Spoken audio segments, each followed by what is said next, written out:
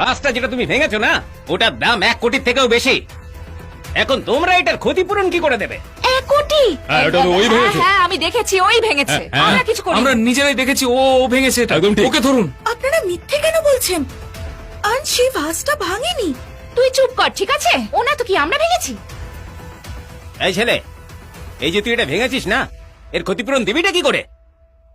আমি ইচ্ছে করে ভাঙিনি। তাই নাকি? মুখে মুখে তর্ক। হুঁ। আংশ, একজন কুলি, দিন মজুরির কাজ করে একটা গরিব ছেলে, কিভাবে রিকভার করবি তুই এই টাকাটা?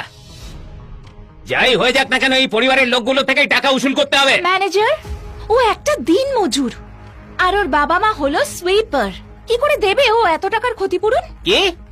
আমি এর ক্ষতিপূরণটা দিয়ে দেবো, কিন্তু প্লিজ প্লিজ আপনি আমার মা বাবাকে কিছু বলবেন না। টাকা তুই দে অথবা তোর বাপ, তাতে আমার কিছু যায় আসে না। আমার শুধু টাকাটা চাই। হ্যালো